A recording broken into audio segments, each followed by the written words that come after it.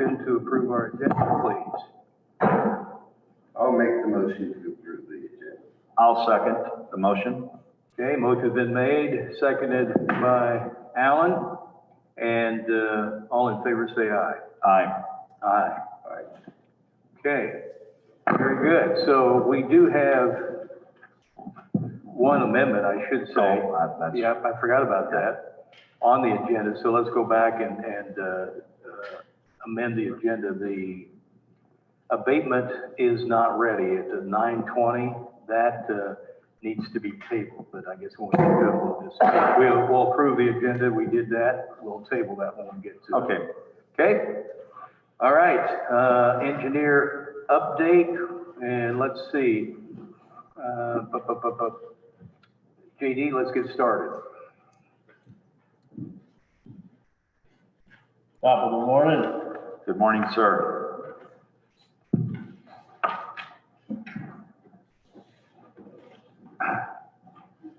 It's a fine morning in Page County. I sent the engineer update out yesterday afternoon and another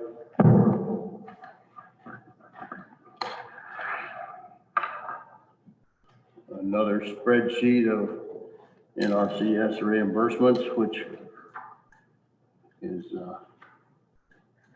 applicable to the other agenda item related to roads.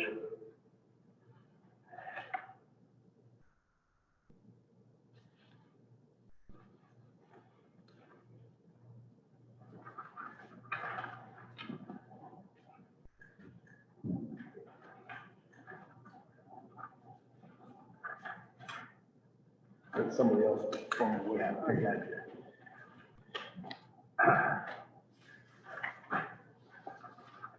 Thank you, sir. Again.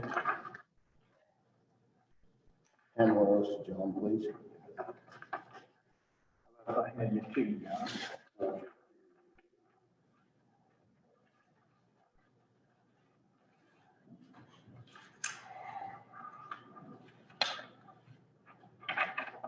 We do have blades out in the country on the dirts and washboards. Have 3 trucks hauling rock. One of the routes we're hauling on is 130th Street, east of 48 toward Nyman. That will be a detour route next construction season for the F-20 bridge. So we're trying to take care of that a little ahead of time. We got 3 mowers running, 2 down south, one mowing brush with a skid steer.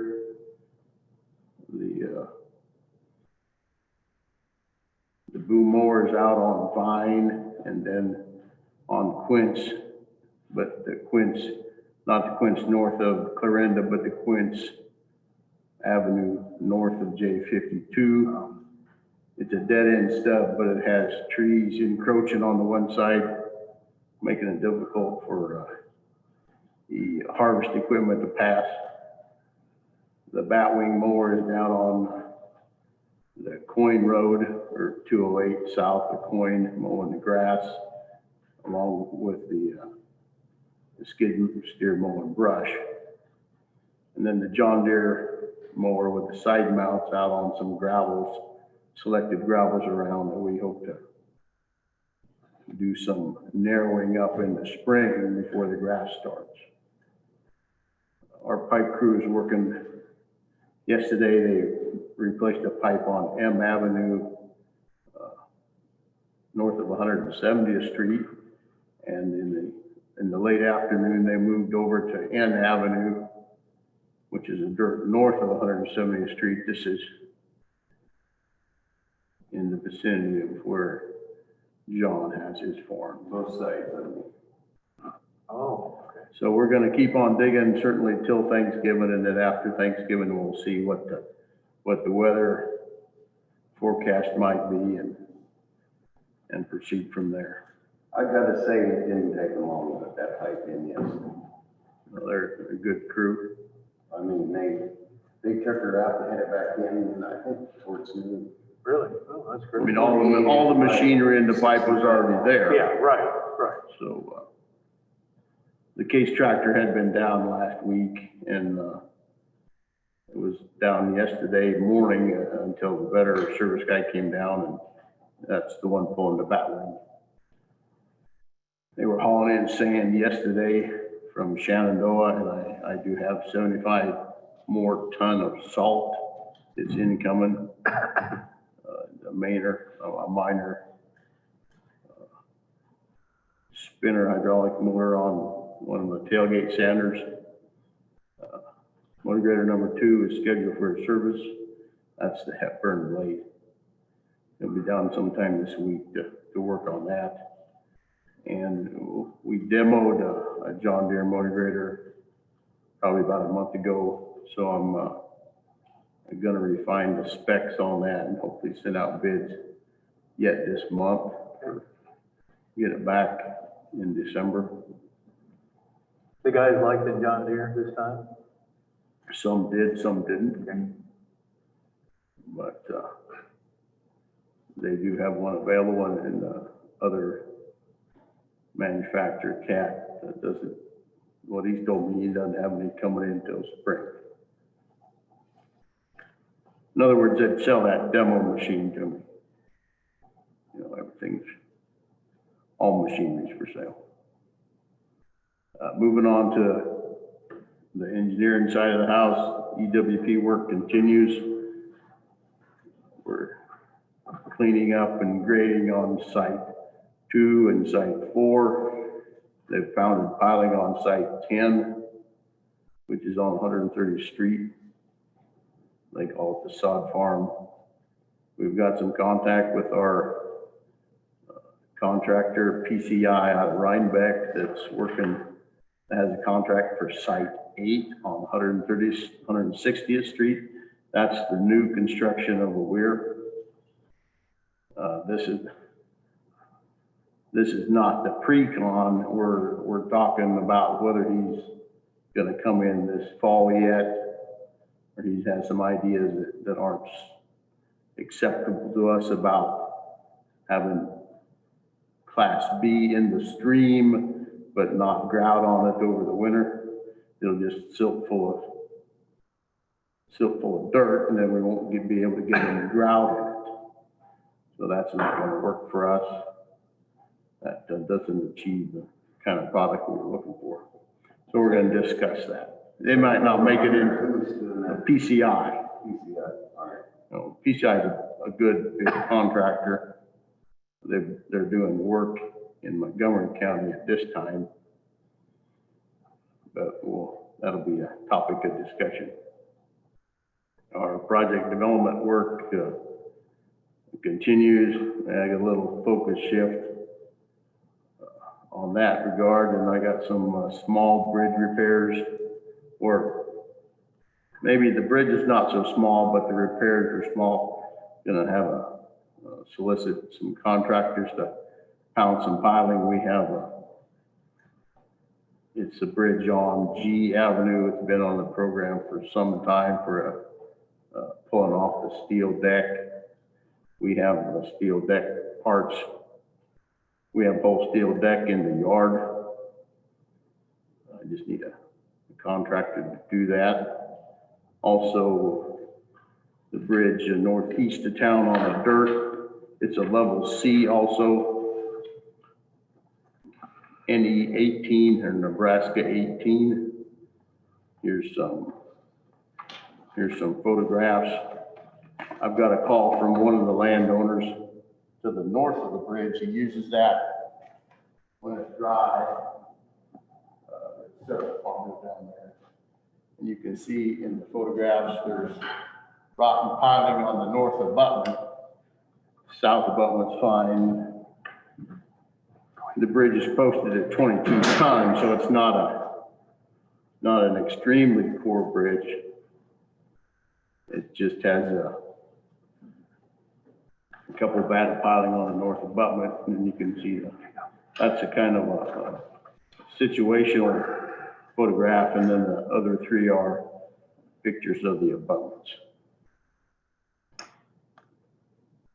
As of last Friday, the County Engineers Conference, the annual conference in Des Moines in the first week of December was still on in both actual and virtual, consistent with the governor's proclamation. We're still a go until it changes again.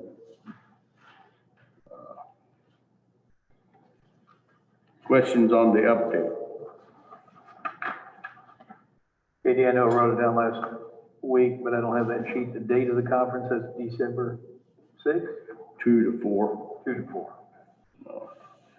I'm moderating one of the first sessions and giving a presentation on pavement maintenance to the group. So I'm not off the hook yet. Sooner or later, I'll have to put that presentation together. But we do pavement preservation here, and we're pleased to be able to show what we're doing to the rest of the state.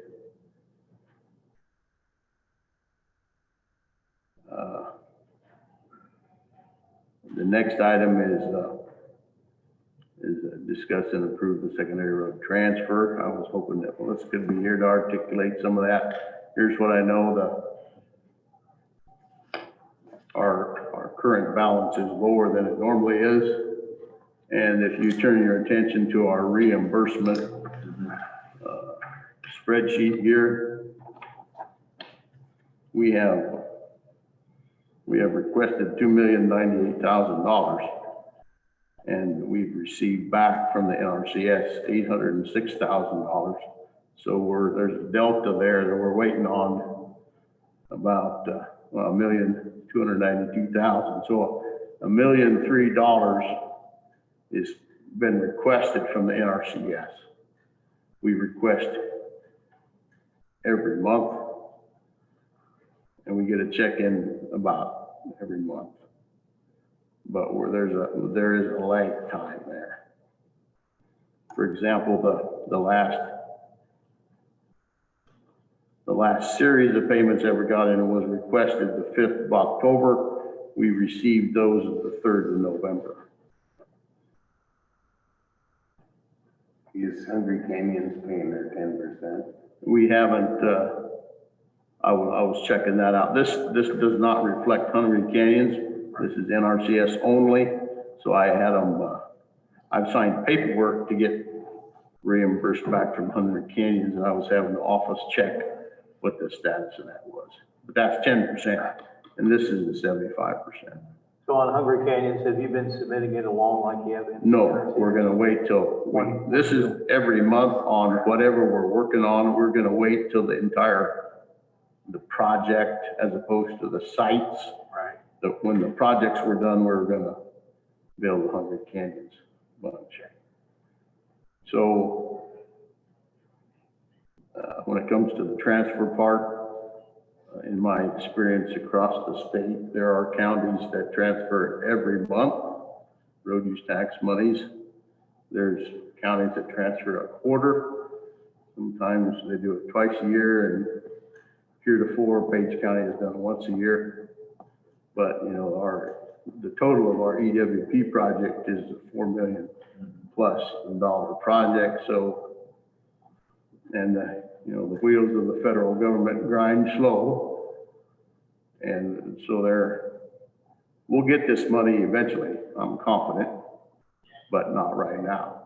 I mean, we're getting in some, but we're spending it, and you know, we're working on the big projects. We just last week or the week before, we did grouting operations on Site 2 and Site 4, and those are big. It's like bridge decks, you know, 300, 400 yards of concrete or grout. That's just as expensive.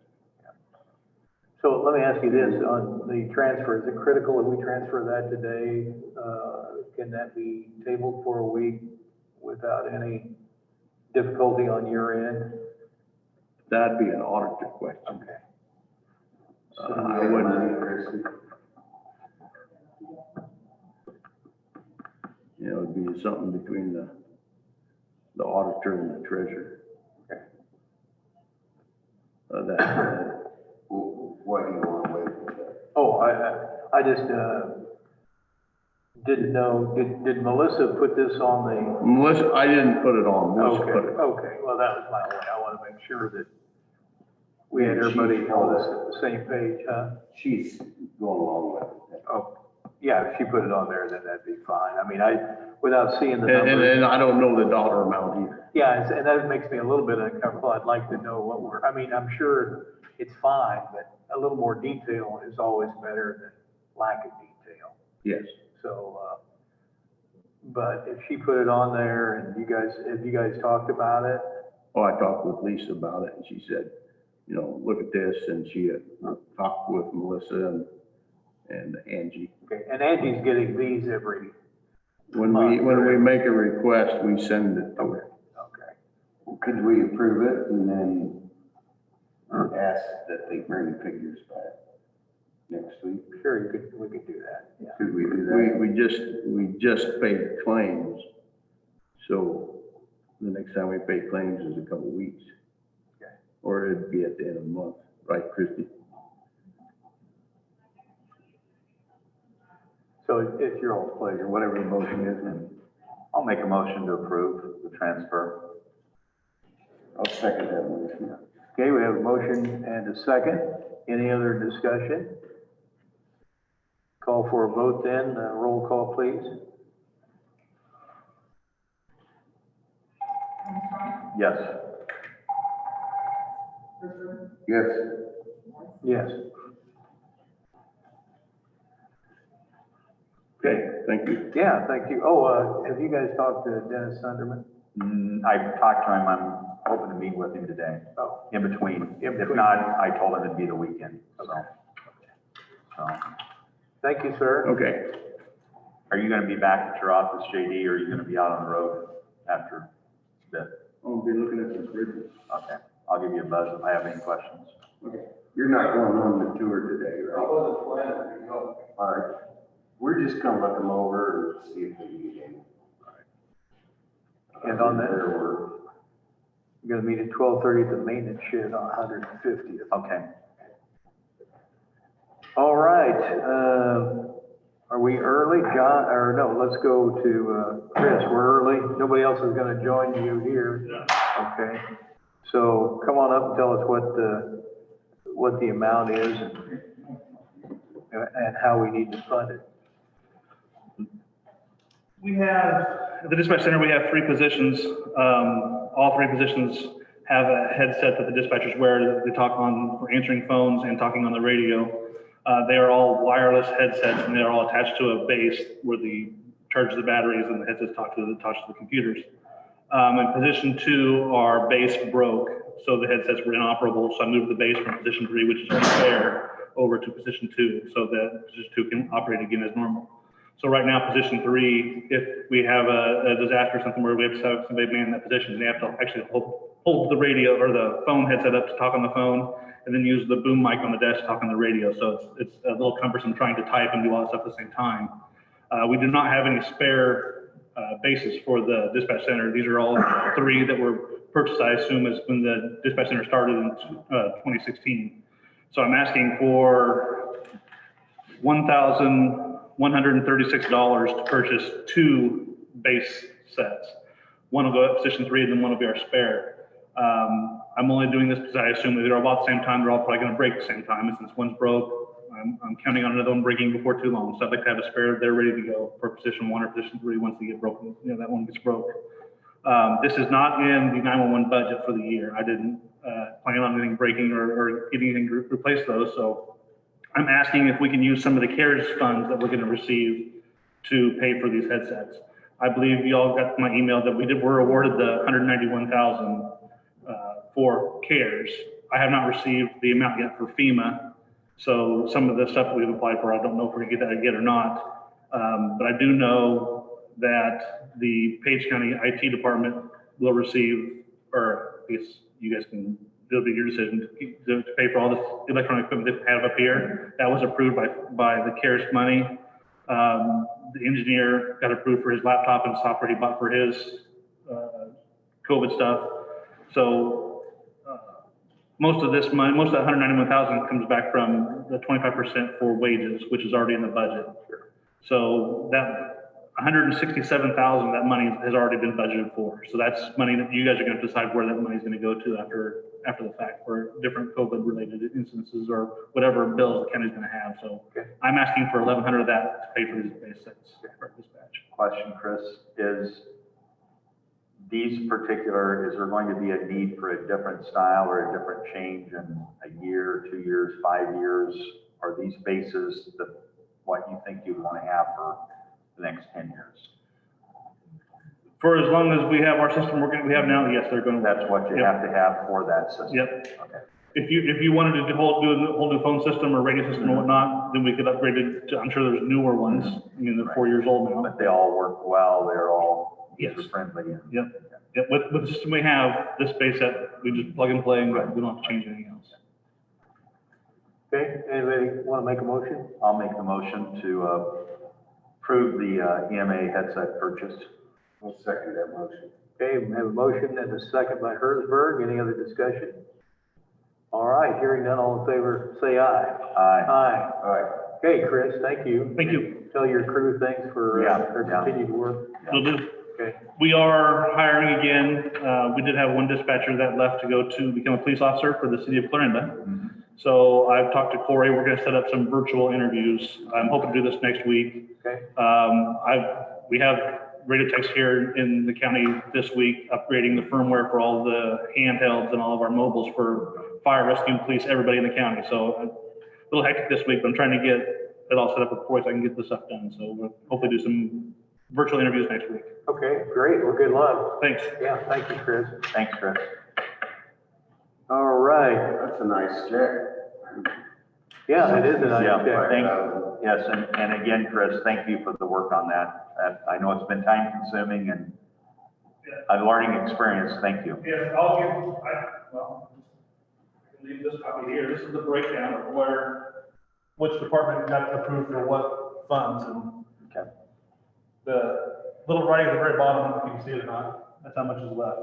That's what's left, Yeah, that's okay. what's not Accounted for, yeah. okay. Of supplies, like electronic stuff that you bought, we'll have to reimburse for.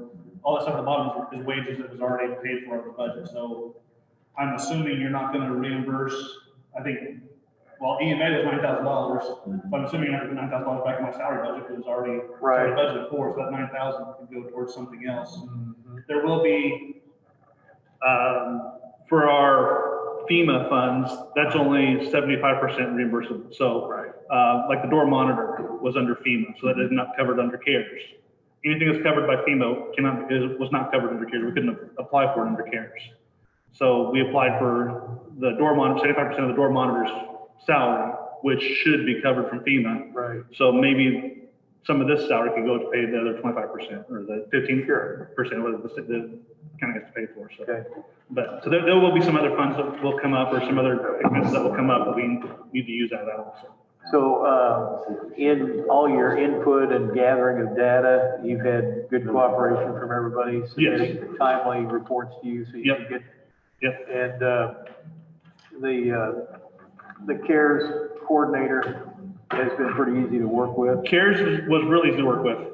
The FEMA is a little bit more intense.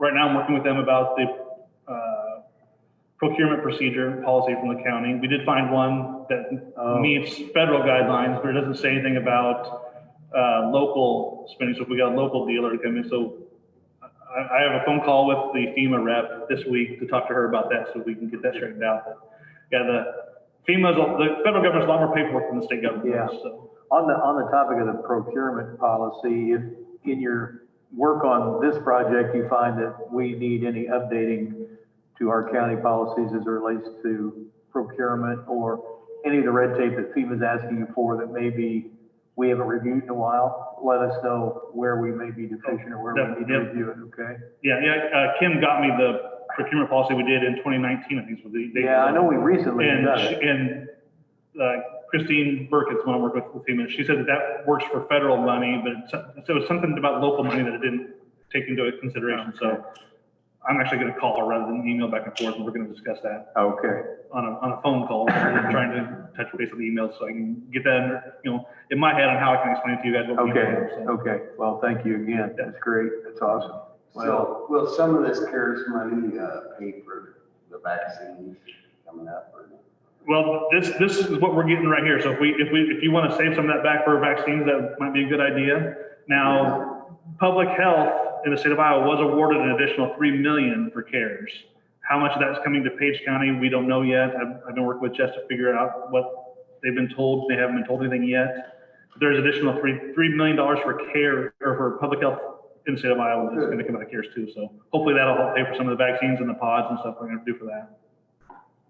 We hope. yeah, hope so. And then, something, just a point of interest, that, the FEMA money is also gonna be, asked for in the fit testing protocols that are going on with our jailers. Yes.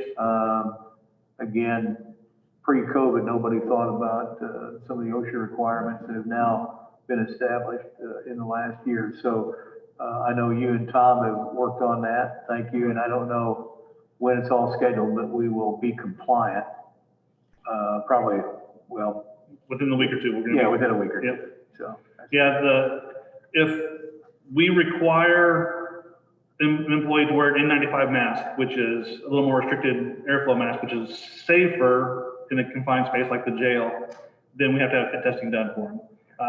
We're not requiring that, but we do have the options. I did supply some to the sheriff's office, so we're going to do the fit testing just to be safe anyway. So we'll have that done.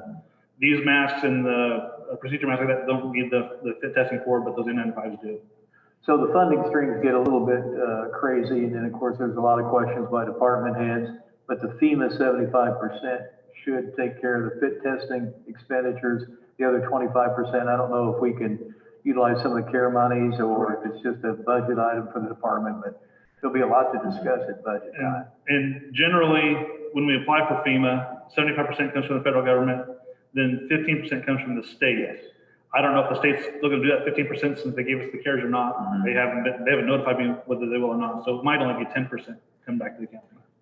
My guess is we're on the hook for 25%. I think state's got. I would count for 25. That way, if we go to 10, it's a Yeah. bonus. So Do we do the rapid test on checking them?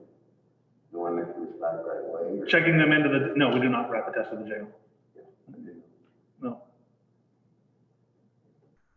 Well, good luck with your interviews, and, thank you. Thank Good you. luck with your headsets. Are those easy to install, just plug and play? Yeah, they're plug and play. Okay. Yep, I can install them. I did talk to my salesman. He said that as of right now, he checked in, they were back ordered, so we're hoping to get them in before the 1st of December. Okay. And I was gonna say regarding that OSHA stuff, I know that Tom just got another email this morning about some new guidelines, so you might talk to Tom in the next day or two and make sure if there's anything that would affect any of this, Okay. so. Yep. I think Tom's gone maybe today. Yeah. No, I just saw him before I came here. He's in the office. Okay, Yeah. okay. I told him I was gonna do radio stuff, so he had the office today. Okay. Awesome. Thank you very much. Thanks, Chris. All right. John, do you mind going early? Everybody get John's proposal? Yes, yes, I read through Yep, it I 3 read it times, all and last night.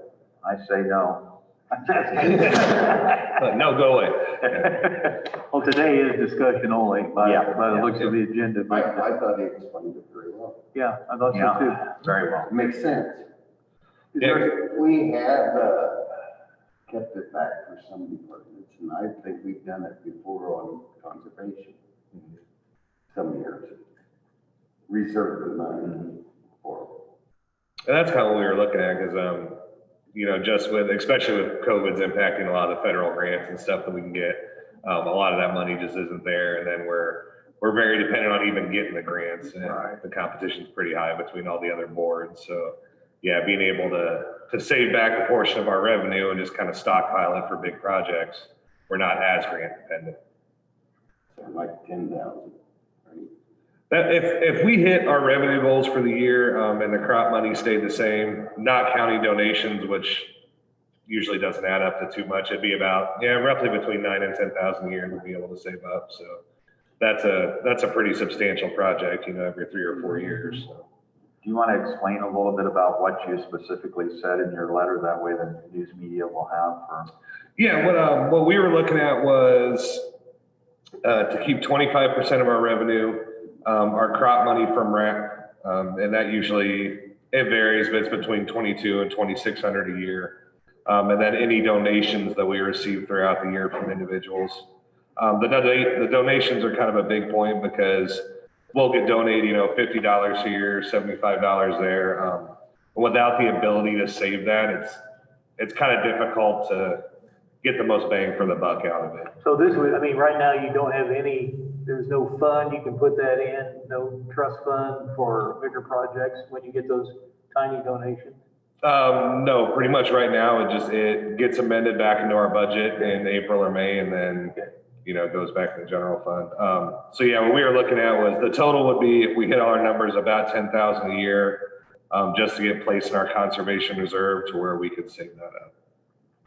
And you'd mentioned in your letter that many other conservation departments across the state of Iowa have utilized this as a tool. Are there any close to us that you've talked with? And I'm not sure if there was any close to us. I know a lot of the counties like east and northeast, but I mean, they're also counties that they'll have, 6 figures in revenue coming in from conservation. But it's definitely something that, from talking to the other directors, all the counties conservations are trying to go towards, just because it gives us some more options. Sure. Has your board developed any kind of a strategic plan, a 2, 3, or 4, 5-year plan? We have a 5-year plan that was actually, I gave them about 2 weeks to look over it, and I think they approved it last meeting. Okay. When we come in to do budgets, I was going to give you guys a copy of that and start doing the yearly updates on, hey, this is what conservation's done. So I think we've kind of gotten away from that. Yeah, okay. Well, I know we really enjoy, or I do enjoy getting the minutes, so I know what's happened at the meetings and what the discussion points have been. And it looks like everything is kind of leveled out again and smoothed out for discussion. It definitely has. We've, a lot of issues that were kind of in place when I took over. Yeah, you've done a We've very kind nice of got job. a lot of it Yeah. out. So. Yeah, no, that's very positive. So, Yeah, Appreciate it. I would agree. I think things are going very well, and our conservation department has, in my view, a lot of opportunity for growth. And as a camper now, I really appreciate what you do in our campgrounds and on our trails and things. It's pretty awesome, and we do have opportunities that money and strategic plans could help us.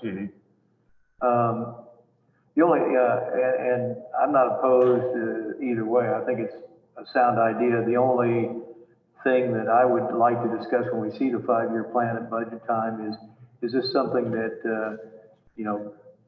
can we commit to supporting a 5-year plan without setting up another budget item? I mean, I don't know if that's good, bad, or indifferent.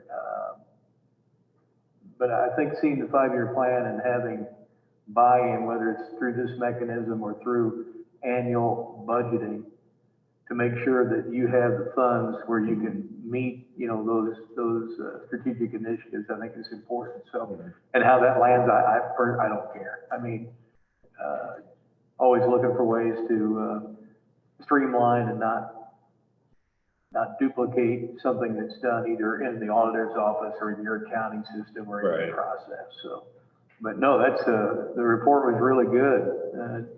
John, do you have any more questions? Or? No, it sounded like you had kind of some checks and balances. Yeah, because that's the good thing with the issues. with the putting it in the reserve fund. Is that's something we don't really budget for. Like we have to contact the auditor's office and be like, hey, we want to use some of our reserve money for this. So I thought you had it set up very well. Yep. No, so I don't know if we're going to get into your budget first week of December, second week. I'm not sure that schedule should be coming out here shortly on, because we do want to get a jump start on budgets. No, awesome. I don't have any other questions either. Okay. Appreciate all your work. No, I'm 100% behind it. I think it's just need to make sure that we have it set up with the auditor's department where it falls into play with what other. So if you can find a specific county that's doing this and how they're doing it through their budget and how they're doing it, and send that information over and send it to whatever you receive, send it to the auditor's office so she can kind of look and compare and make sure that it fits into the game plan. Because sometimes we've learned other counties do things that maybe weren't quite kosher. Right. yeah, Even though they're understand. doing it, as long as nobody squeaks, nobody gets in trouble, so to Mhm. speak. So it just makes it a lot simpler if we don't have to go through that fix a squeak problem. So, Okay. I think that's just, and if you need any help on that, don't have to be afraid to ask. But sometimes you need something like this, Oh. so you can get a bigger project. Yes, done. yeah, well, Instead of I your think, levy going up. I think Pioneer Park is a prime example of, wouldn't it be nice to have an extra $50,000 or $100,000 sitting back in the bank? Yeah, because that was, for our renovation, we got the word from DNR that there was 180 grand in grant money available. And we're like, hey, good. And then the lowest estimate we got for Pioneer was in excess of $250,000. Yeah. So we were just like, oh, okay. Yeah. Yeah, it would be nice to have that to fall Yeah, back on. yeah, so. yeah. So, oh, great, great. There was a question there, and I've kind of lost it. Oh, I know what it was. In regard to your board, do you have, and I don't have the sheet in front of me, but first of the year, we probably have some terms expiring. Do you have applications to your board members, or maybe not? Maybe you don't have. Yeah, as anybody. far as I know, we don't have any applications. I know the individual who spucks, I believe, it's Kevin Christensen's old spot, so it'd be Bill Robertson. Okay.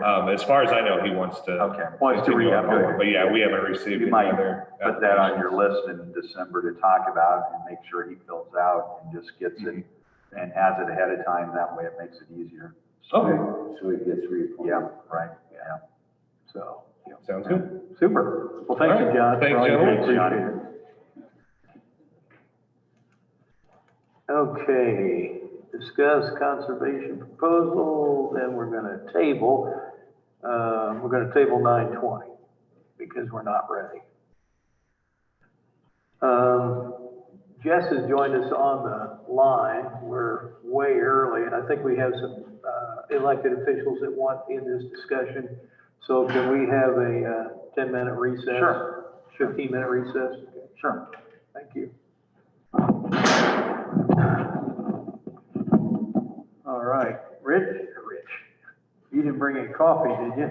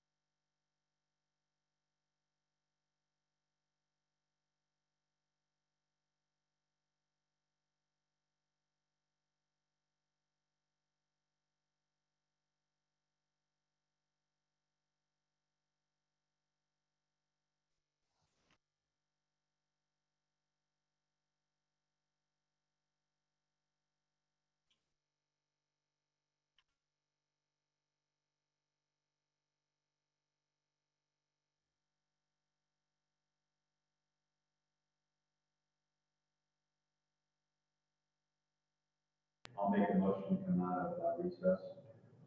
Second. Okay, we have a motion and a second. John, if you put your microphone on so that Jess can hear you and people down the line. Motion and second, all in favor say aye. Aye. We are back in session and we're a little bit early yet. We want to talk about the approved public health mask mandate recommendation. Board of Public Health met in regular session last night, and because of the governor's press conference and announcement about the mask requirements in Iowa, Jess can give us an update, but that certainly changed your direction last night. Jess, are you with us now? Can you hear us okay? Yep, can you guys hear me okay? In fact, maybe too loud. Hang on. Is this the, pardon me? This here? The other one? Okay. Okay. Jess, talk to us now, please. Okay, is that better? Yeah, it's a little better. Okay, thank you. So give us a report about your meeting last night, if you would. Okay, yep. So the Board of Health was going to discuss a mask mandate last night, and they were going to vote it on through for you guys to review today. However, at 6:05 last night, Governor Reynolds did push out some enhanced public health measures, and included in that is somewhat of a mask mandate. She says indoor spaces open to the public and state executive branch buildings, masks are required when individuals are within 6 feet of one another for 15 minutes or longer, obviously with certain exceptions. She also put a restriction on gatherings, no more than 15 people indoors and 30 people outdoors. That does apply to wedding receptions, family gatherings, conventions, and other non-essential gatherings. Sporting and recreational events, youth and adult group sporting and recreational gathering are prohibited except for high school, college, and professional sports. Restaurants and bars, they have to be closed to in-person services at 10 p.m. No bar seating is allowed. Masks are required when not seated. 6 feet distancing between groups. Groups limited to 8 people unless the larger group is all in the same household. And people have to be seated when eating or drinking and limit congregating. I'm just trying to hit the key points here. So non-essential and elective surgeries, that's another one that she hit on. A hospital must reduce its inpatient non-essential surgeries to a level that uses at least 50% fewer beds than it did on average during September of 2020. So we are seeing across not just Iowa, but the nation as a whole, we are having a bed shortage in ICU hospitals and in the ICU rooms in the hospitals due to the uptick in COVID cases. Closer prolonged contact establishments like bowling alleys, pool halls, bingo halls, arcades, indoor playgrounds, and the children's play centers. They are closed to in-person services at 10 p.m. Masks required when not seated to eat or drink. Ensure that groups and individuals are 6 feet apart at the establishments. And then she's limiting the group sizes to 8 people or less in those facilities as well.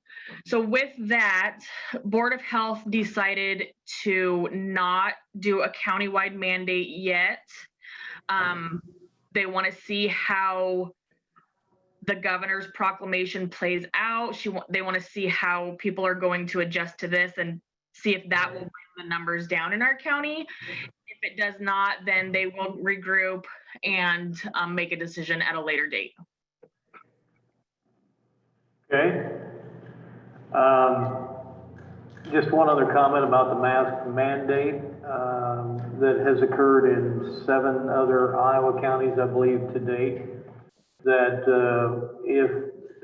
if the Board of Health were to come with a recommendation for us to issue a mask mandate, even though the governor has not given us specific authority to do so, the home rule, the county home rule provision of the Iowa Constitution would give us the ability to do that on an emergency basis.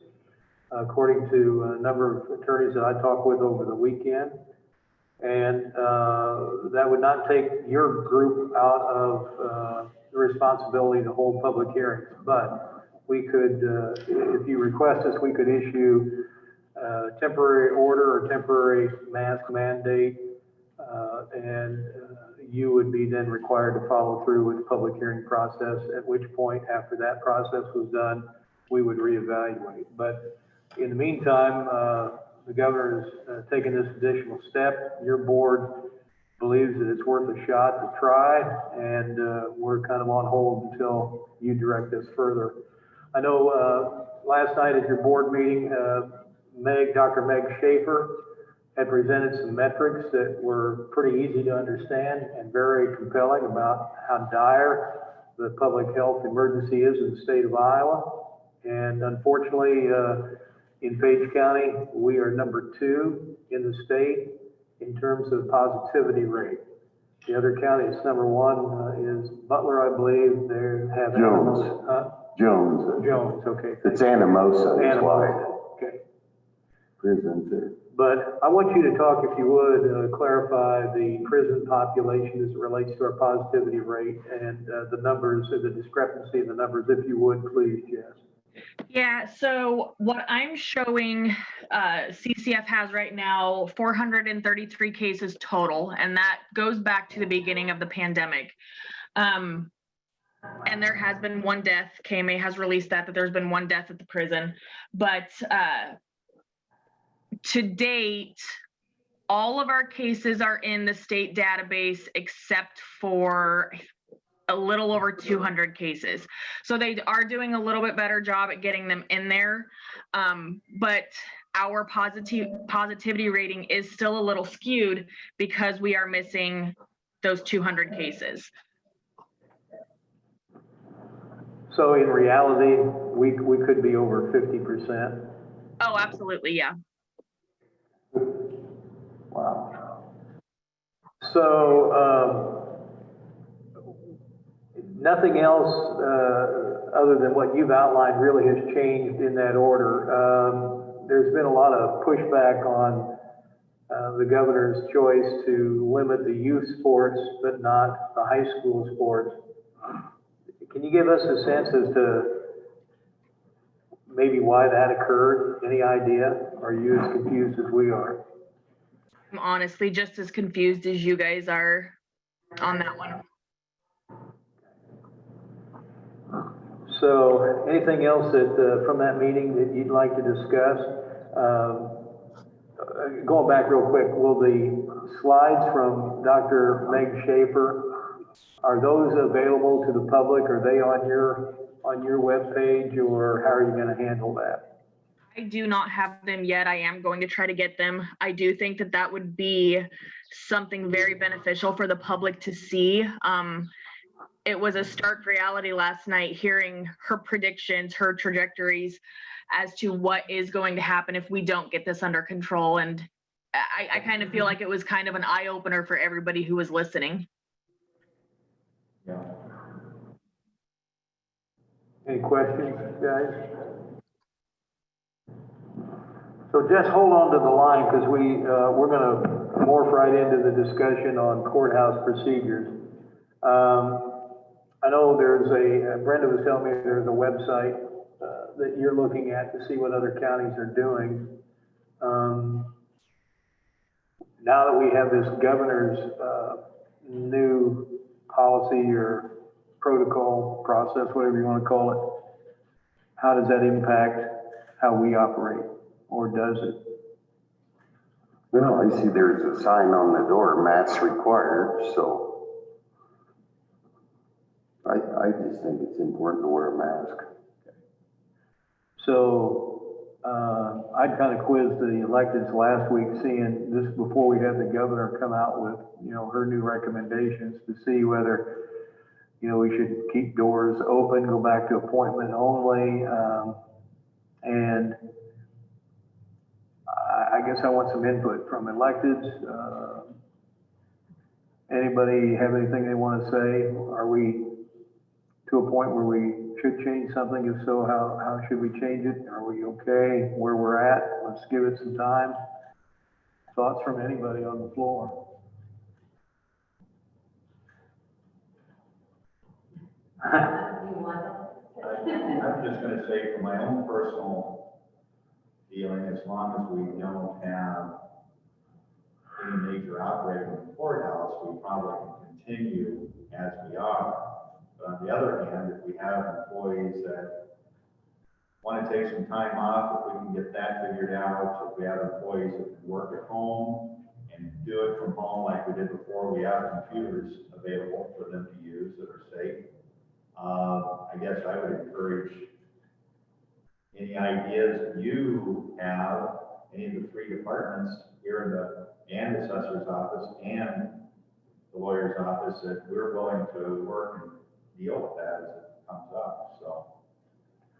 Well, there were some questions that were posed yesterday regarding some time, and I think that in looking at our policy, we have some policy work to do if we make any different accommodations than what's been put out by the EFMLA Right. or the COVID protocols from the Gov.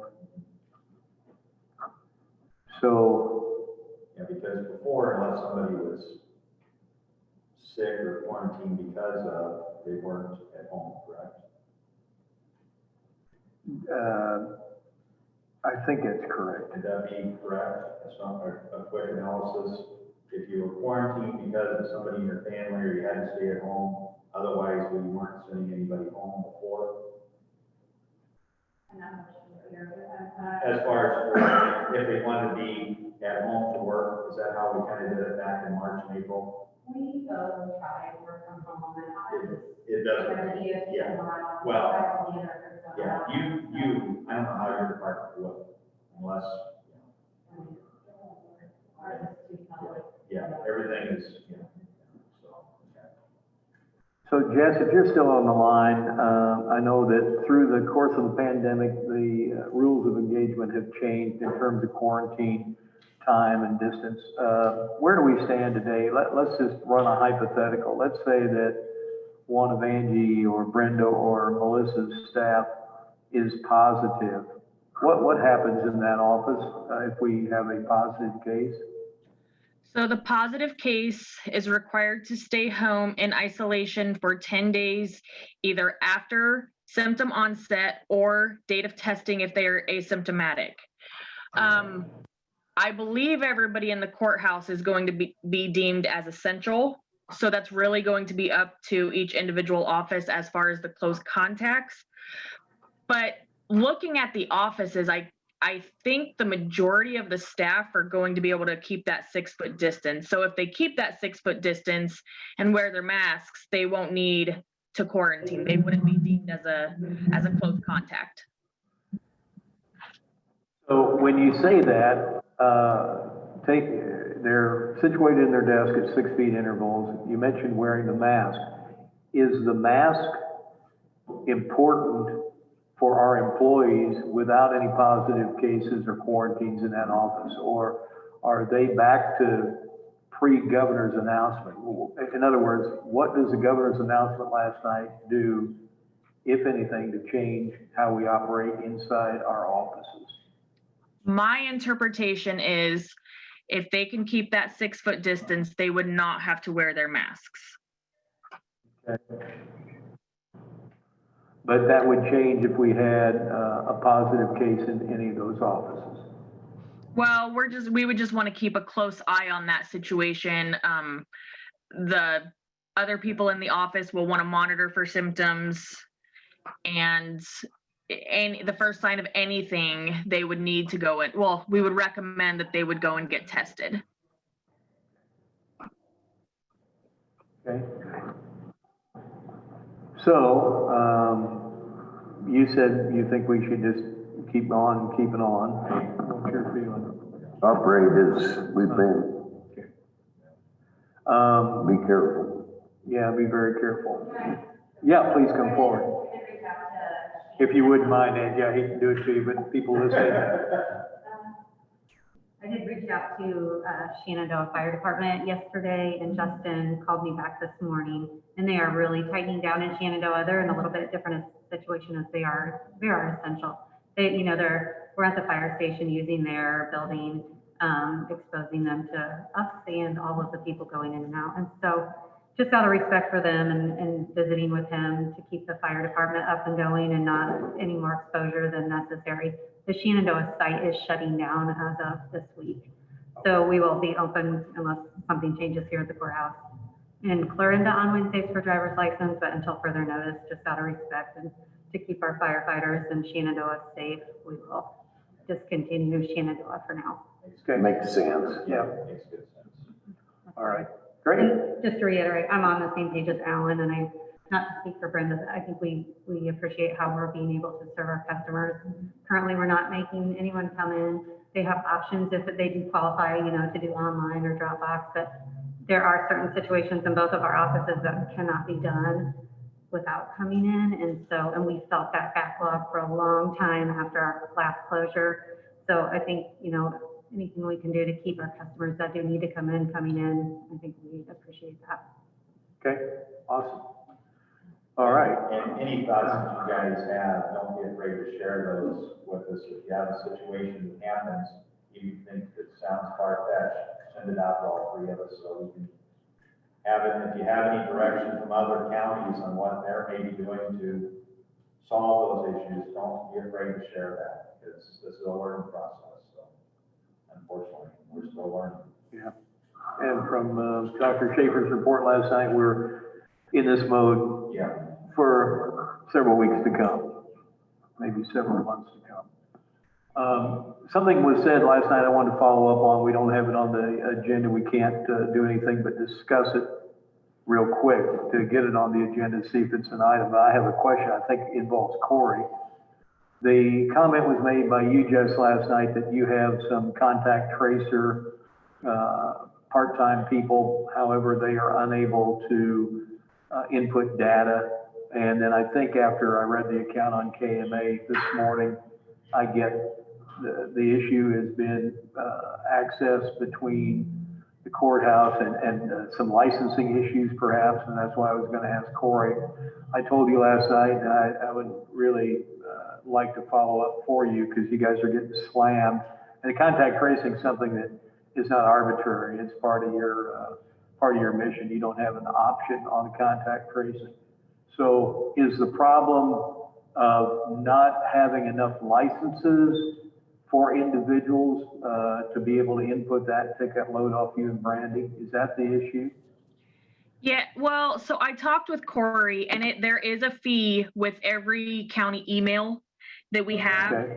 Well, the state is requiring my contact tracers to have a county email to be able to input the data into Domo, which is the database that the state uses for all of our COVID investigations. And Corey, you might have to correct me on this, but I believe it's $25 a month for every email that we have to have. Okay.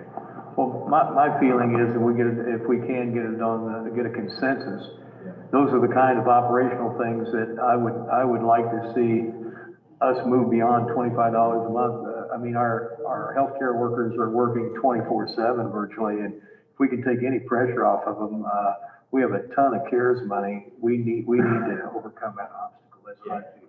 I agree. Who's cares? Money. So I don't know, that's an operational thing, not a motion by a board, but I would like to see you two, I think this board would like to see you two work together to operationally make that happen. If Okay, it's, I mean, if we're just talking $25 a month per person, and how many hours can that save you and Brandy? It's kind of, And we're only talking for 6 months, yeah. That's $600 before, that would be a pretty cheap Yeah. investment. Unless there's some other security issues that need to be addressed that we're not aware of, but from a dollar and cent standpoint, that seems like a very small price to pay to Right. give our people some. And if it's in a case where they need a computer that's safe, we do have those available. Well, I think so. We'd have to ask Corey, but, Yeah. okay.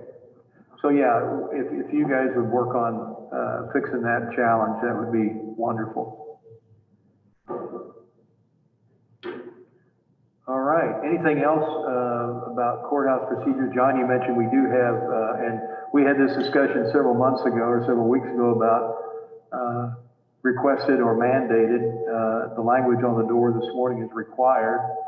And, that may not be totally in the spirit of what the governor intended, but I think if anybody looks at the MEG,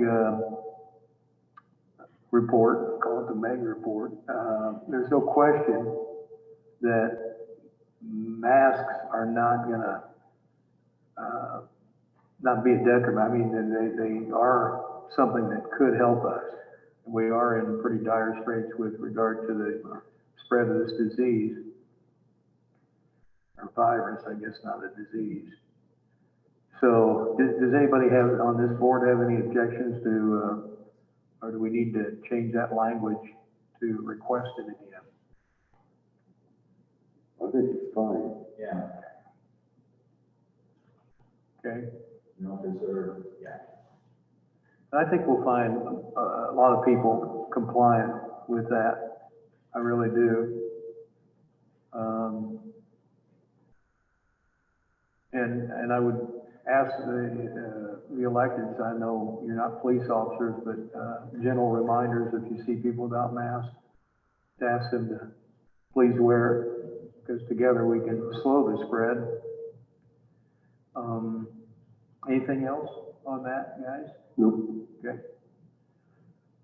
All righty, so, thank you for all you're doing. You know, the one point I'd like to make, we make a big deal, as we should, about our public health and the great job they've done, but our entire employee base is to be commended. This has been a learning experience. We, started out probably more aggressively than we are now, when the pandemic has become worse for us, but, with few exceptions, I mean, we may have slowed business down a little bit because of some of the changes, but, the auditor, the treasurer, the recorder, you've continued to serve people. We really appreciate that at a high level. You know, you've collected taxes at the high crunch time. You've had probably unprecedented home sales because of the interest rates. We've had an election in a contentious time, so everybody's to be commended. Our secondary roads has had to change kind of how they operate and congregate. And our sheriff's department obviously has worked tirelessly. So thanks to all of our employees. And we ask you to stay diligent for the next little while, because we're still not to the home stretch, it appears.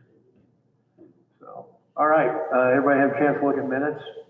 Yes. And we're sent out. Do I have a motion to approve the minutes? I'll make a motion to approve the minutes. I'll second that. Okay, and this is for last Tuesday and Thursday combined. Okay. So, have a motion and a second. All in favor, say aye. Aye. Aye. Aye. Okay, and we'll reconvene at 12:30 at, the maintenance shed at Pierce Street, correct? Yes, correct, on 150th Street.